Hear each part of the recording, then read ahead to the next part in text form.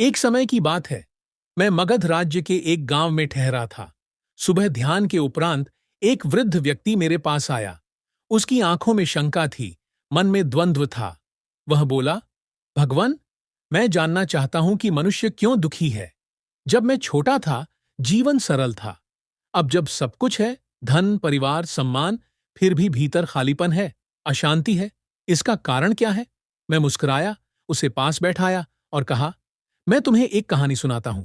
एक किसान था। उसके पास खूब बैल थे, खेत थे, अनाज था, धन था। लेकिन वह हमेशा परेशान रहता।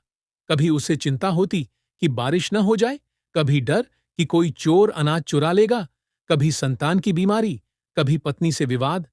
वह मेरे पास आया और बोला, भगवान, मेरी समस्याएं बहुत हैं, कृपया इन्हें दूर कर दो। मैंने कहा, मैं तुम्हारी 83 समस्याएं नहीं हटा सकता। वह चौंका, 83? पर मैंने तो 3 ही बताई। मैं बोला, मनुष्य के जीवन में 83 तरह की परेशानियां हमेशा रहेंगी। कभी स्वास्थ्य की, कभी संबंधों की, कभी जीवन मृत्यु की। तुम एक समस्या सुलझाओगे, दूसरी आ जाएगी। वह बोला, तो फिर समाधान क्या है?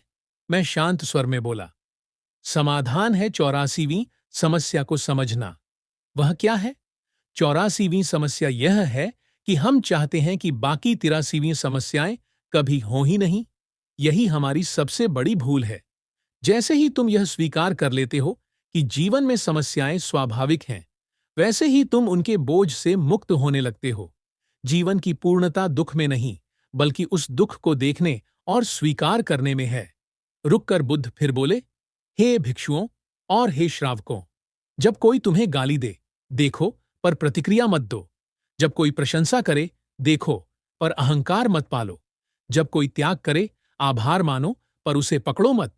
और जब कोई छोड़ जाए, शांति से जाने दो। जीवन एक नदी की तरह है।